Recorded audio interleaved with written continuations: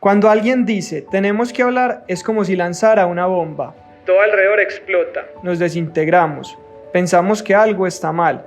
Pero si entendiéramos el poder medicinal de una conversación, sabríamos que hablar es urgente. Tenemos que hablar de la tristeza como hablamos de la alegría. Tenemos que hablar de la depresión con soltura y sin vendas. Tenemos que hablar de lo que nos va triturando en silencio. Tenemos que hablar del fracaso sin vergüenza alguna. Hablando, tus miedos se parecen a los míos y se hacen más pequeños. Tenemos que hablar porque cuando alguien lo hace, jala el nudito que todos llevamos por dentro y lo desamarra. Tenemos que hablar para acercarnos al corazón ajeno, para ablandar el nuestro, para hacer puentes y no islas, para que, aun cuando no la veamos, sepamos que la esperanza está cerca, porque cuando alguien dice tenemos que hablar, no está lanzando una bomba, nos está prestando un lugar en el mundo para refugiarnos del bombardeo. Soy Daniel Restrepo y esto es Tenemos que hablar, un podcast sobre salud mental alrededor del emprendimiento, historias de vida y herramientas útiles para atravesar las emociones. Bienvenidos. Hola a todos, ¿cómo están? Soy Daniel Restrepo y otra vez en un nuevo episodio de Tenemos que hablar. Muy emocionado, honestamente. Siempre digo lo mismo, sí, yo sé, pero realmente hoy sí estoy más emocionado que nunca porque pues ya vamos un tiempo desde que escuché a Juan Daniel en una clase el año pasado, pues quedé muy conmovido con todo lo que nos explicó, todo lo que nos contó y qué placer tenerte acá y quería pues agradecerte también por tu buena onda y tu buena disposición para aceptar esta tertulia. No, Daniel, muy feliz por el reencuentro. Habíamos tenido la oportunidad de tener varias reuniones virtuales, pero muy contento de estar compartiendo y sobre todo de hablar sin tapujos de un tema que nos debe unir, que es la problemática de salud mental del país que heredamos de la pandemia de la enfermedad COVID-19 y sobre todo muy manifiesta y muy explícita en las ciudades, porque algo que no podemos olvidar es que las ciudades fueron las más afectadas por las medidas de confinamiento, por la crisis económica que generó la pandemia. Y yo creo entonces que hablar claramente es en ese momento la herramienta fundamental para que todos seamos conscientes de que hemos tenido problemas de salud mental, vamos a tener problemas de salud mental. Tenemos que lograr una conversación mucho más fluida a partir de lo que vemos, lo que sentimos, para poder encontrar soluciones y saber cuándo pedir ayuda o qué herramientas específicas podemos plantear para enfrentar esta pandemia de problemas de salud mental que vivimos en el país, que no es ajena a una tendencia global, sobre todo en las zonas urbanas de toda América Latina y de las sociedades avanzadas. Tal cual, Juan, inclusive en nuestro manifiesto decimos, hablando, tus miedos se parecen a los míos y se hacen más pequeños, que claramente ese es el poder de la conversación que tú planteas, ya uno como que le baja, se da cuenta Que no que solamente me pasa a sí, mí, tal ¿no? cual, Que es tal lo que cual. le pasa a muchas personas cuando enfrentan problemas de salud mental o ponen sobre la mesa sus problemáticas en su núcleo familiar. Todos creemos que los problemas que vivimos en nuestras familias solo nos pasan a nosotros, ¿sí? Pero cuando uno los pone sobre la mesa, uno se da cuenta que en todas las familias pasan ese tipo de problemas. Lo mismo pasa con la salud mental. Perfecto, yo creo que digamos que el propósito de este podcast, como lo hablábamos ahora, tiene dos frentes. Uno la persona, Juan Daniel, ¿cierto? Y otro es ya la parte técnica, ¿sí? Y tu experiencia alrededor del tema. Quiero empezar por lo primero, por el ser humano. Contanos un poquito de Juan Daniel Oviedo. Bueno, Juan Daniel Oviedo, yo soy em, un economista de 47 años de edad, próximamente en marzo, que nací en Bogotá, em, formó parte de un hogar oficialmente disfuncional, eh, como muchos de los hogares en Colombia, eh, con mi mamá como líder del núcleo familiar, mamá de 3 hermanos, Roberto, Margarita y yo. Crecimos con las dificultades que viven muchas familias en el país, con un papá mujeriego que tenía varias familias a la vez, que hacía sentir mal a mi mamá por esa situación. Entonces, yo crecí muy lejos de esa imagen paterna que en últimas fue sustituida por la imagen de mi abuelo Plutarco, una figura muy importante en mi vida. Todo ese entorno difícil me hizo concentrarme en la necesidad de trabajar para poder superar esas condiciones. Y a partir de ese momento, cuando muere mi abuelo, me dedico a estudiar y a tratar de ser la mejor persona posible que pueda haber dentro de mí, desde lo personal, desde lo académico, desde lo profesional. Y pues esa cultura también fue una reacción de protección frente al matoneo escolar. Soy abiertamente víctima del matoneo escolar y creo que es importante hablar claro de eso. Y ese esfuerzo y esa disciplina me llevaron a ser el mejor estudiante, poder tener una beca para irme a hacer mi doctorado de economía en Francia y tener muchas buenas oportunidades desde lo laboral que no necesariamente borran los problemas personales de crecer y de enfrentarse, por ejemplo, a la discriminación del matoneo escolar desde muy temprana edad, a enfrentarme a esa conversación interna que hay que tener para definir su orientación sexual cuando uno tiene dudas de ella, algo que sucedió hacia los 22 años, surgió tarde, pero afortunadamente surgió porque eso es un factor de tranquilidad y equilibrio mental muy importante, estar en armonía con su propia orientación sexual, pero que también he tenido mis decepciones amorosas así tusas que me mandaron a la psicóloga. Prácticamente llevo ya, voy a cumplir 15 años en abril de psicoanálisis permanente. Y obviamente también tusas desde lo profesional, como la pasada tusa de las elecciones de Bogotá. Sí, entonces, una persona que le gusta trabajar, una persona que yo quiero ser recordado por la disciplina. Creo que la disciplina es una herramienta muy bonita de mostrar resiliencia, que es un elemento fundamental y uno de los atributos claves para enfrentar la problemática de salud mental. No, esta pregunta no está, pero no sé si te la puedo hacer, que es respecto del bullying. Pues, ¿cómo afrontaste eso en su momento? ¿Es posible? ¿El qué? Lo Perdóname. del bullying, lo del matoneo. ¿Sí te la Lo del puedo hacer? bullying fue una cosa muy difícil porque ha sido difícil que la gente pueda creerlo, pero creo que poco a poco eso me tiene contento de esta sobreexposición que generó mi participación en política a lo largo del último año.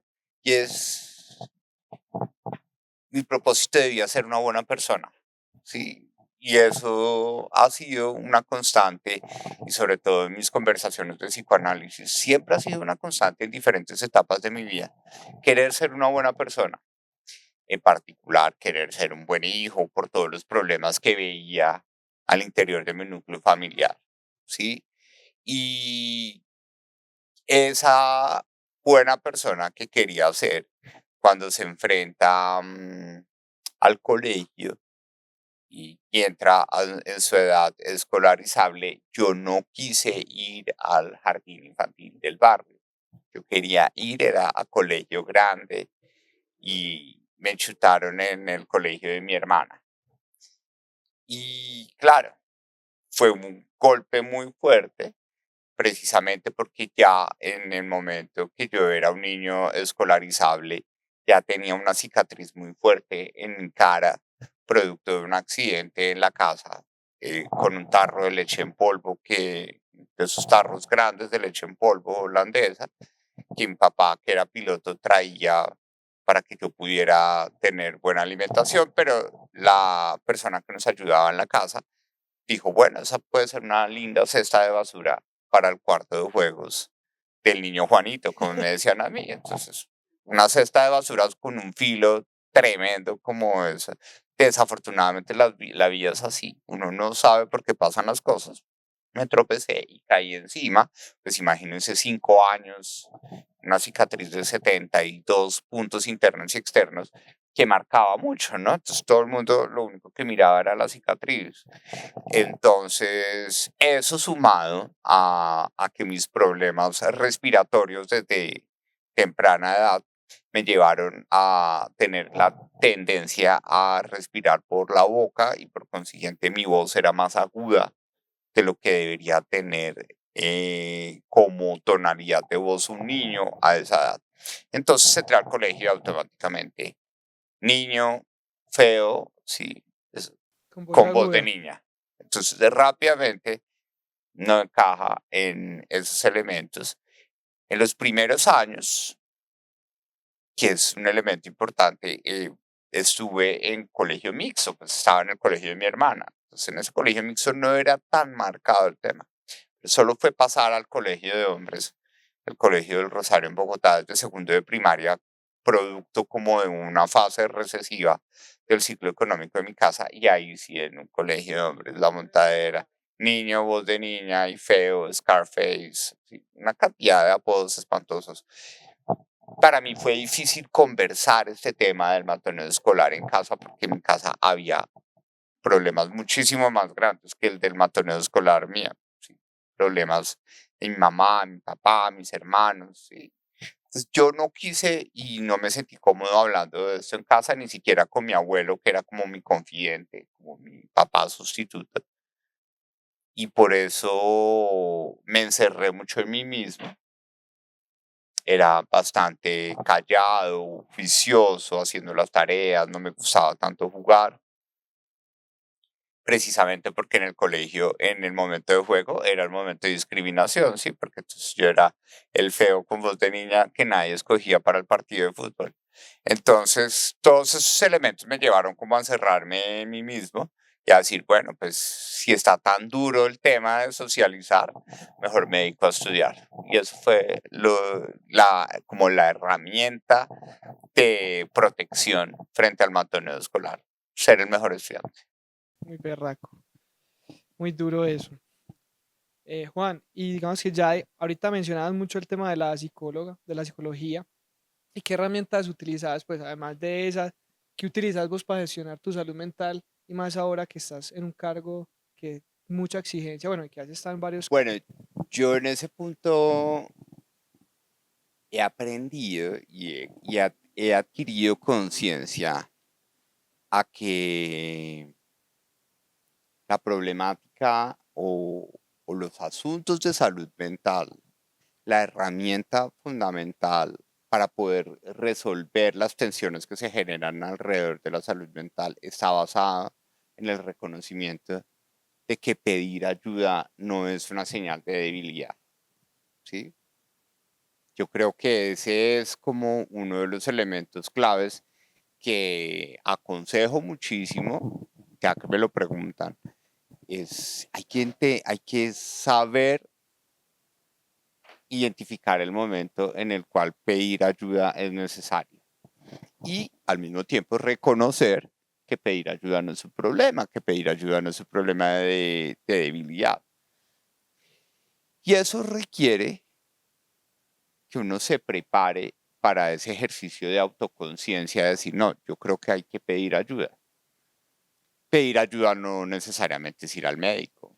¿Sí? Pedir ayuda es encontrar esos espacios propios, creo yo, de autorreconciliación o de autoconocimiento en tareas distintas a las habituales de nuestra vida privada o de nuestra vida personal. Por ejemplo, cuando yo digo en lo personal de forma contundente que hay que saber pedir ayuda, esas ayudas son el deporte, ¿sí? Puede ser una religión cualquiera. La interreligiosidad es fundamental para el autoconocimiento de las personas, pero también puede ser una práctica cultural o la lectura o una actividad distinta a las actividades rutinarias. En mi caso particular,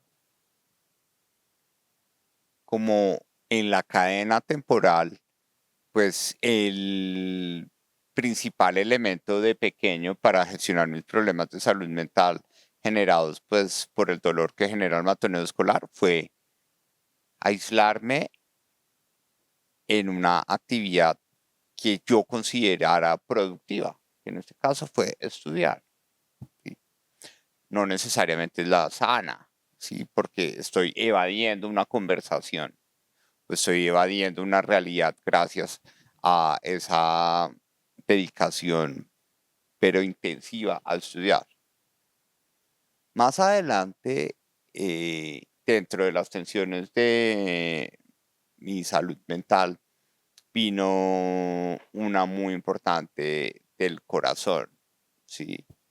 Cuando, pues ya estando en España muy temprano, en mi estancia en España hacia el 99, empiezo a identificar mi orientación sexual, pues enfrento mis primeras relaciones amorosas y obviamente una tusa, la tremenda. Y ahí el deporte fue clave. El deporte fue clave en el sentido en el que la práctica deportiva para mí es un elemento de encontrar un equilibrio físico y mental muy importante.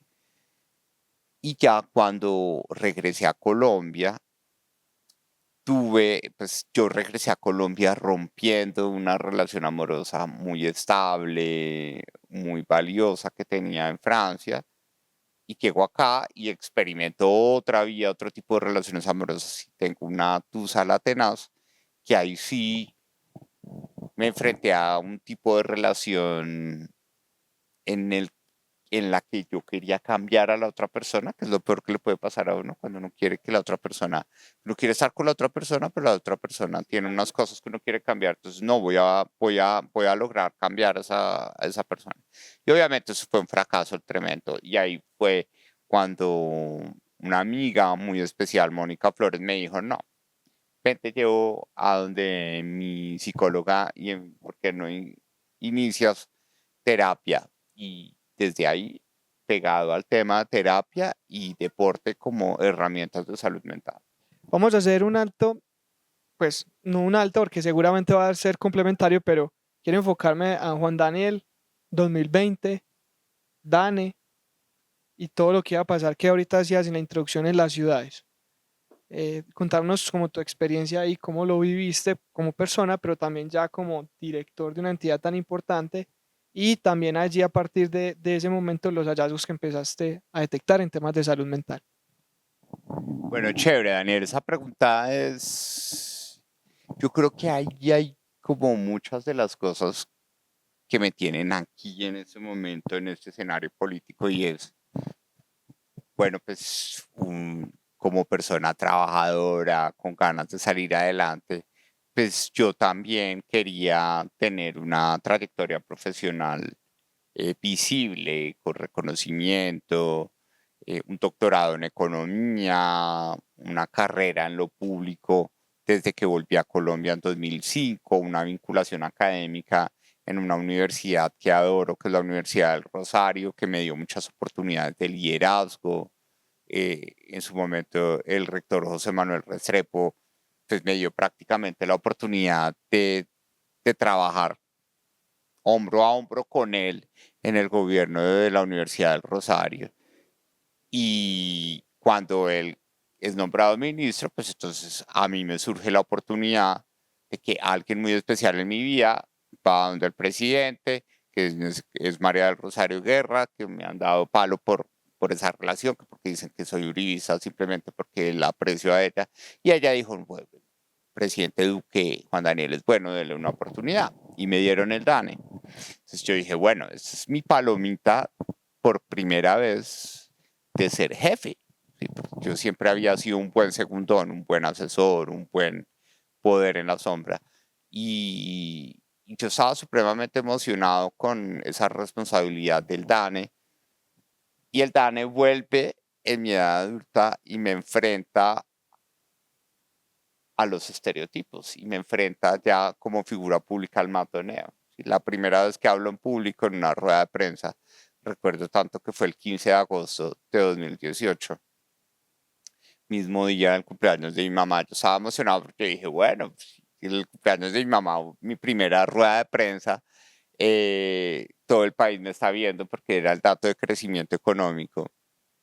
Y el país no quiso ver como la calidad de la persona, sino, que es ese acento, que es ese hablado, que es esa voz de niña, ese acento gomelo. ¿Cómo así que vamos a tener un gomelo hablando de los problemas de pobreza y inflación en el país? Todo el mundo se pegó en ese tema. Y bueno, empezó una carrera difícil en el DANE, porque entonces yo dije, yo quiero demostrarle al país que soy una buena persona, que puedo ser un buen director del DANE, que lo voy a hacer bien, pero la gente se está fijándose en mi voz y en mi apelativo de gomelo. Después quise cambiar cosas, después quise hablar claro y la gente, pero ¿por qué está hablando tanto el del DANE? Que se calle, ¿sí? Entonces, nuevamente, curiosamente, miren lo coincidencial de la vida, que es lo maravilloso cuando uno la ve en retrospectivas. Siempre el tema de mi voz, de hablar, de participar. Yo dije, esto va a estar difícil, de pronto me sacan. Y llegó la pandemia. Yo me acuerdo que yo cumplo años a mediados de marzo y la declaratoria de confinamiento fue el 13 de marzo. Yo recuerdo una celebración anticipada de cumpleaños el 13 de marzo y ya empieza el fin de semana cuando el ministro Fernando Ruiz dice, no, cuarentena, vamos a probar cuarentena estricta por una semana para ver si empezamos unas medidas de confinamiento para gestionar la pandemia. Y para mí ese ha sido como uno de los momentos más difíciles de enfrentar en mi vida profesional, porque el DANE en el pasado, antes de la pandemia, el DANE era de esas entidades en que la rigurosidad y la confidencialidad se garantizaba porque todo lo que producía el DANE se hacía en el edificio del CAN del DANE. Toda la información estaba allá, todos los procesadores, toda la información y el sigilo y la confidencialidad de la información estadística se daba porque el procesamiento se hacía presencialmente allá. Las encuestas se recogen también de forma presencial. El DANE no había innovado en encuestas telefónicas como sucede en otros países del mundo. Entonces, los encuestadores con chaleco del DANE, pues eran la única forma de obtener información de precios, de empleo, ¿sí? No tanto de crecimiento, porque el crecimiento es una estadística derivada de registros administrativos. Entonces, cuando nos llega la circular de presidencia con la resolución del ministro Fernando Ruiz, yo digo, ¿qué voy a hacer? Es decir, tras de que le caigo gordo a todo el país por mi voz, ¿sí? Por mi acento, el día que yo no llegue, que diga, no voy a dar un dato por culpa de la pandemia, pues me van a acribillar. Entonces, para mí fue una tensión muy importante en el sentido en el cual yo me enfrenté al desafío más grande profesional de cómo voy a gestionar, primero, cumplirle al país con un cronograma estricto de información estadística, pero también proteger a mis encuestadores, ¿sí? Porque el día que a mí me dijeran que se murió un encuestador de CIPSA por estar en Corabastos recogiendo precios de la papa, de la yuca y de la racacha, pues pueda tener un problema de responsabilidad pública y política muy importante como responsable de la entidad. Entonces, ese momento de la pandemia fue difícil, pero nuevamente el tamaño del desafío me llevó a una situación similar a la de cuando era chiquito, de decir, bueno, a trabajar. Entonces, logramos que dentro de las exclusiones del confinamiento estuviera el tema de producción de información estadística para que yo pudiera estar al pendiente de cómo iba a organizar desde el DANE yo solo en el edificio, porque durante casi año y medio viví yo solo en la sede del DANE, con unos pocos asesores, porque el resto el DANE pasó completamente a la virtualidad. Entonces, y pensar los procesos tecnológicos que teníamos que desplegar, los procesos de compra de tapabocas y de gel, para poder iniciar una reactivación de las operaciones presenciales esenciales, sobre todo las de precios, innovar una encuesta telefónica para poder obtener la información de calidad de vida de los hogares y de empleo y desempleo.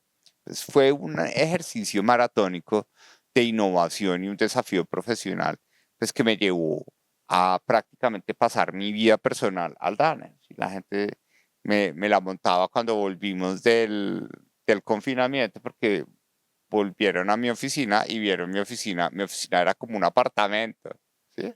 Porque estaba completamente amoblada y era una oficina muy linda, grande, pero entonces tenía sala, tenía escritorio, yo llevé mis cobijas, yo todo, porque muchas veces tuve que dormir en el DANE en el marco de la pandemia. Entonces, curioso, pero esa prueba de compromiso y la capacidad de responder frente al desafío tal vez fue lo que permitió que la gente cambiara del fastidio al aprecio, a decir, tanto que se la montábamos por el acento, porque era gomelo, pero el man trabaja.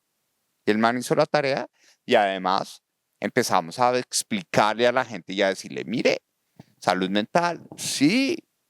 En algún momento, 37% de los jefes de hogar en el contexto de la pandemia manifestaban sentirse tristes o deprimidos o tener problemas de conciliación del sueño o problemas de somatización de los fenómenos de salud mental como problemas intestinales, problemas de digestión, una cantidad de variables que ayudaron un poco a lo que hablábamos antes de iniciar esa conversación, el hecho de que en salud mental yo vea que yo no soy el único que está enfrentando ese tipo de situaciones, genera un efecto de solidaridad con la estadística, ¿sí?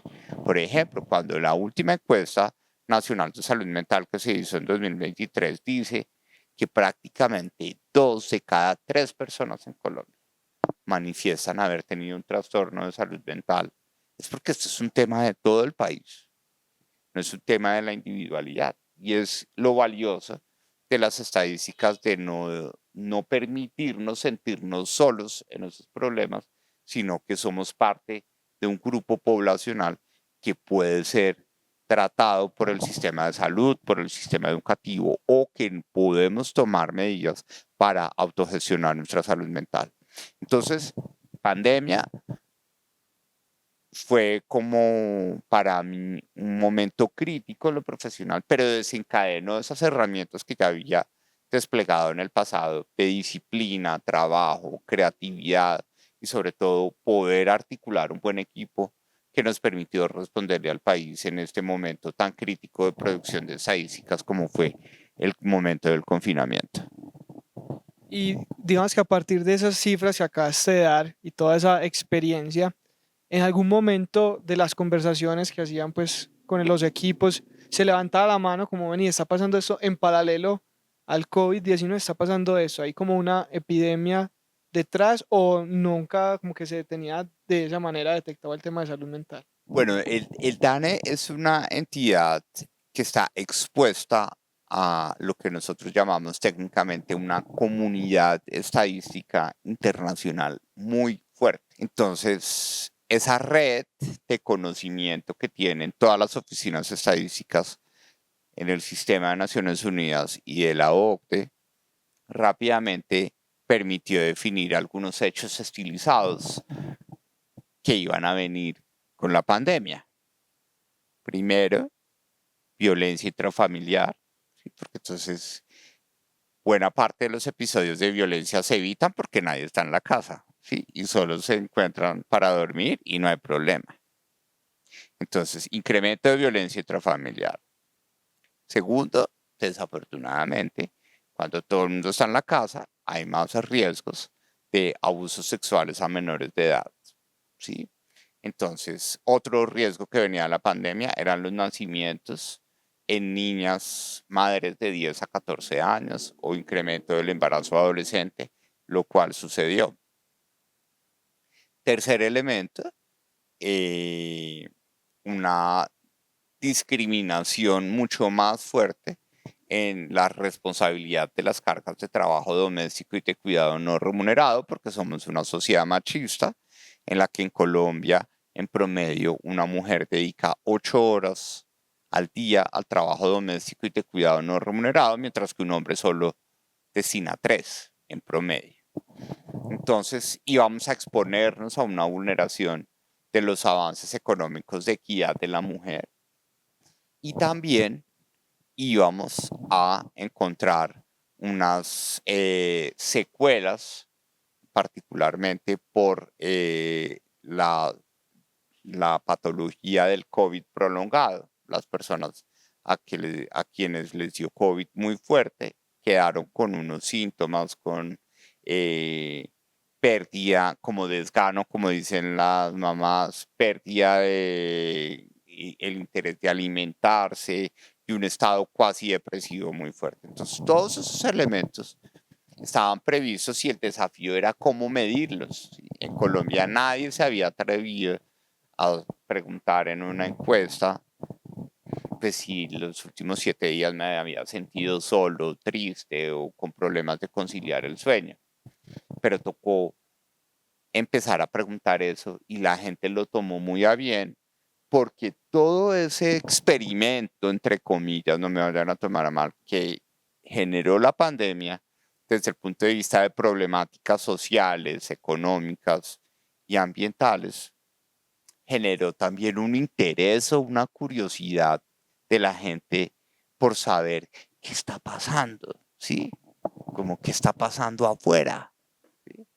¿Será que, perdón, lo coloquial, pero será que todo el mundo se está dando en la jeta como nos estamos dando en la jeta en la casa? Que porque que la pelea del quién usa el Zoom, quién usa la sala de televisión, que no hagan ruido, que sí, toda esa convivencia extrema que tuvo que suceder durante casi año y medio de medidas prolongadas de confinamiento, pues la gente quería saber si esos problemas que se vivían en la casa los estaban viviendo otras personas, pero la gente también quería saber cuántos se están muriendo, por qué perfil tienen los que se están muriendo, que son fundamentalmente hombres de edad avanzada, qué está pasando con las vacunas, la gente si se quiere vacunar, no se quiere vacunar, qué está pasando con el empleo, está paila o verdaderamente ya se está recuperando. Entonces, esa curiosidad también fue un elemento muy importante para abrirle a la producción de estadísticas oficiales en Colombia algo que yo he llamado como la humanización de las estadísticas oficiales, porque antes la gente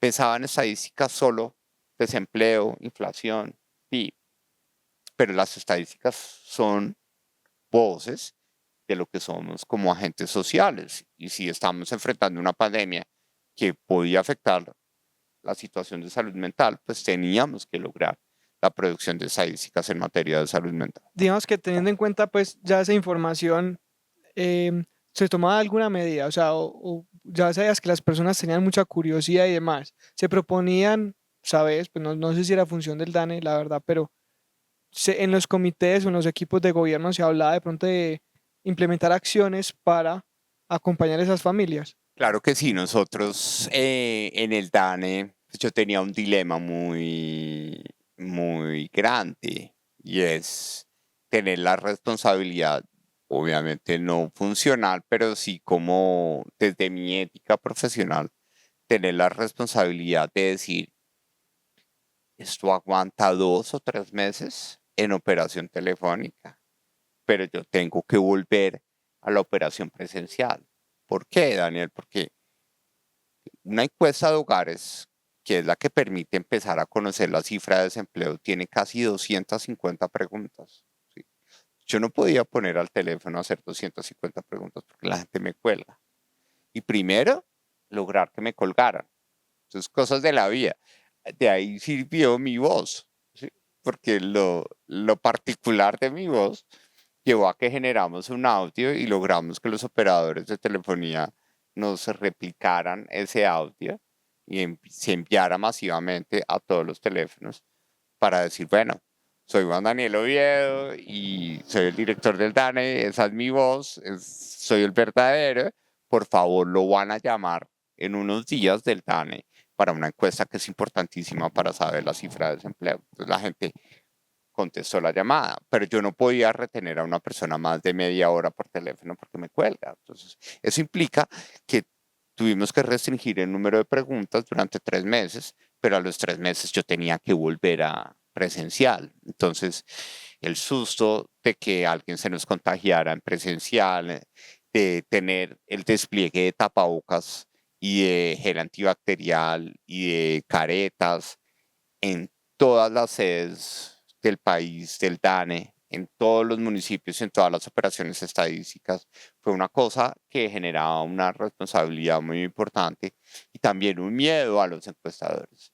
Pero uno, el amor de la gente que trabaja en el DANE por su tarea fue tremendo y asumieron con responsabilidad. Y segundo, sí tuvimos unos esquemas de vigilancia con desarrollo humano, donde hacíamos operativos telefónicos a nuestros funcionarios y los llamábamos así: venga, se está sintiendo bien, está teniendo problemas de convivencia, la silla que tiene es cómoda para trabajar en su casa, o si no, venga, le organizamos un dispositivo para que la silla que usted tenía asignada en su oficina, pues la pueda llevar a la casa para que pueda trabajar de una forma más cómoda, ¿sí? Riesgos, porque después podía tener un riesgo legal con el inventario, pero son cosas humanas que uno puede hacer y que la gente valora y que no plantean riesgos desde lo disciplinario, llamémoslo así.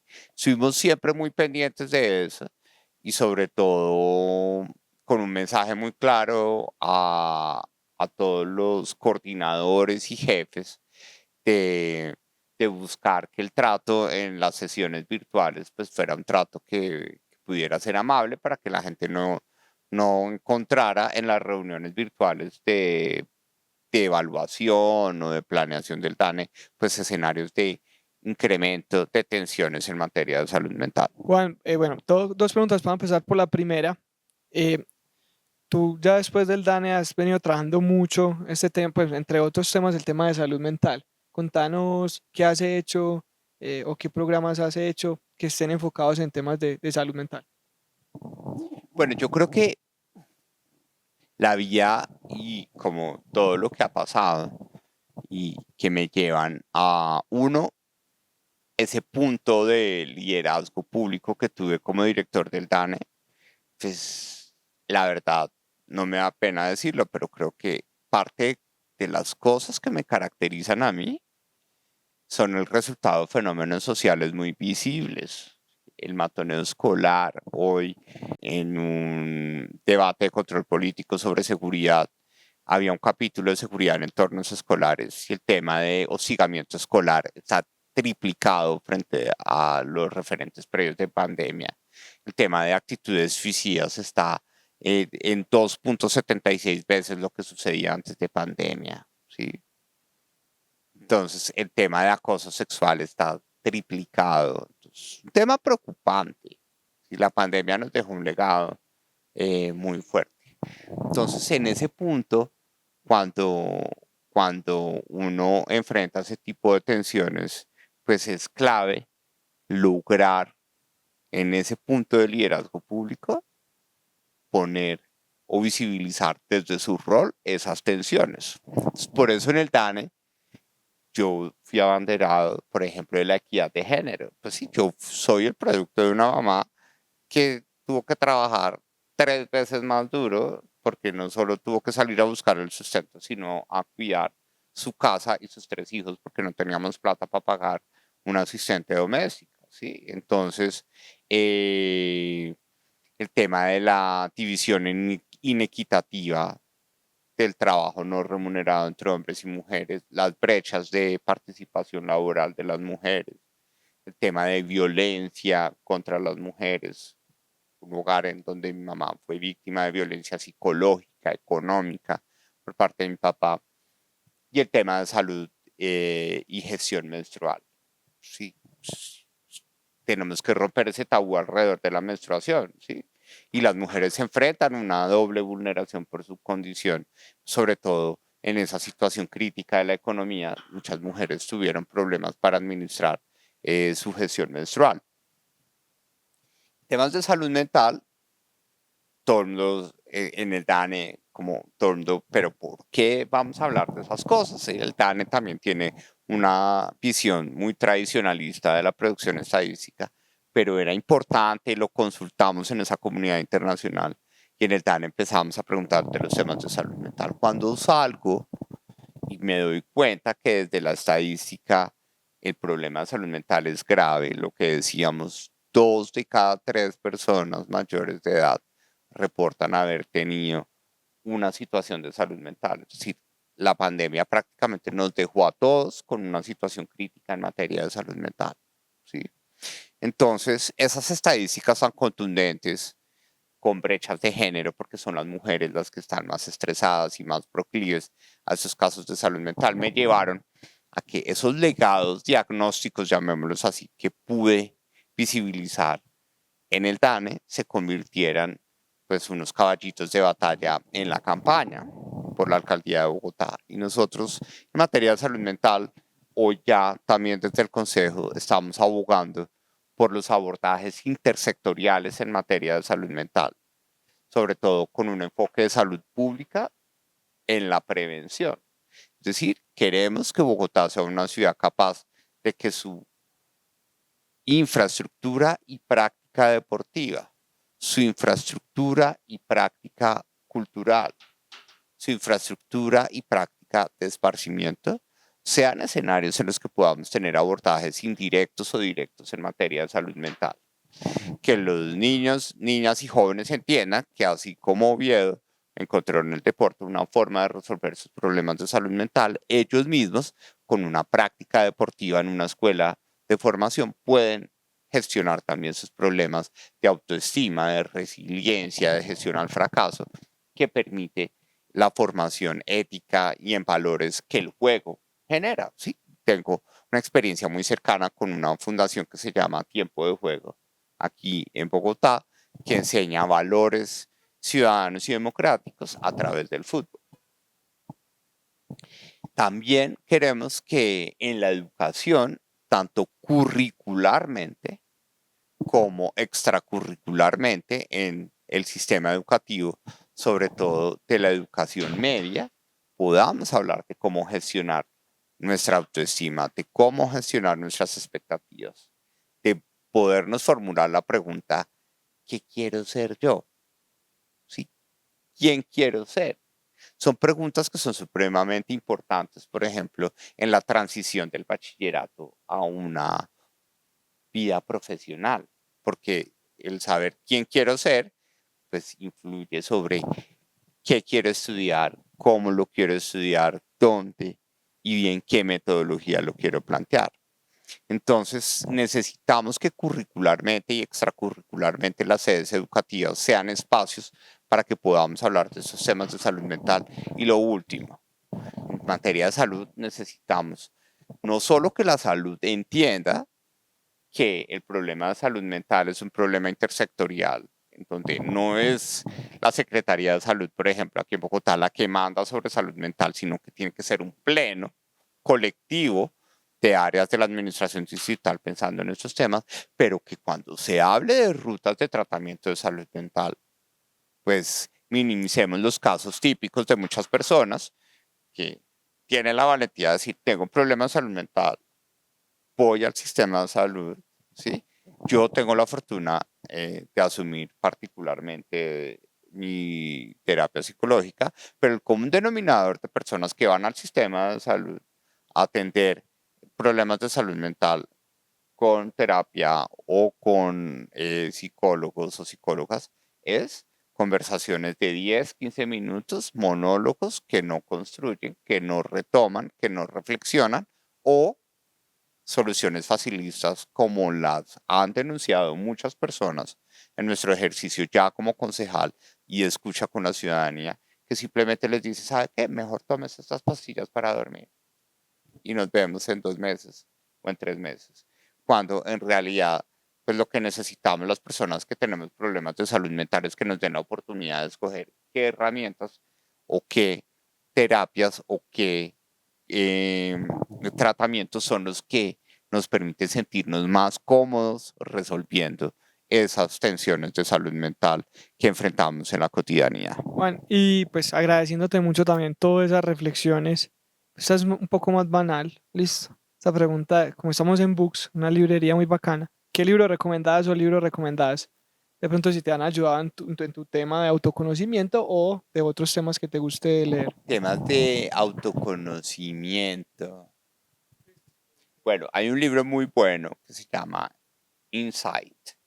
No recuerdo el autor, pero es de portada azul, que es muy instructivo frente a cómo hacer self-assessment, o autoevaluaciones, o cómo abordar uno las preguntas que quiere hacer para un poco saber cómo se siente. Otro libro que ha sido supremamente útil para mi salud mental es, creo yo, que uno de los elementos más críticos que desencadenan problemas de salud mental o tensiones de salud mental es la gestión del error. ¿Sí? Soy una persona que como ha encontrado en la disciplina y en el trabajo una forma de evadir, pero también de progresar, el error siempre es una cosa que se vuelve un gran problema. Entonces hay un libro que se llama En la defensa del error, que lo comparto muchísimo, que le enseña a uno, es una periodista muy chévere que empieza a hacer investigación, donde está demostrado que el problema de los errores es que vamos en piloto automático siempre al efecto avestruz, de decir, uy, que se caiga el mundo, como dice uno, que se desaparezca todo en este momento, que eso que creemos que nos protege es lo que más nos hace vulnerables, ¿sí? Porque desear que se acabe el mundo es imposible. Entonces la vida sigue y si uno está en esa actitud, pues peor, el error se puede magnificar. Y otro tipo de cosas, que el problema del error es que siempre tenemos la tendencia, es que viene de afuera, nunca tenemos la capacidad de decir, venga, ¿en qué la embarré? ¿Sí? O qué fue lo que me pasó a mí.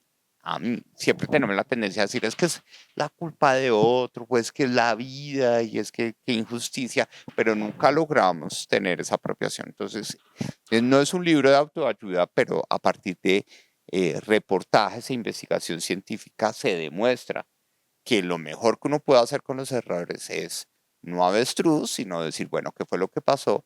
Y lograr hacer esa pregunta de qué fue lo que pasó desde el punto de vista reflexivo y no transitivo de llevarla a culpar a otras personas o a las circunstancias o a la vida o al destino o a Dios o a la mala vibra de la gente, el error que nosotros estamos cometiendo. Esos dos elementos. Y el último que recomiendo es Crisis, de Jared Diamond, un investigador y un autor muy importante que se ganó el premio Pulitzer por varias obras que ha desarrollado, en donde muestra cómo sociedades, ya no personas, pero sociedades, ¿sí?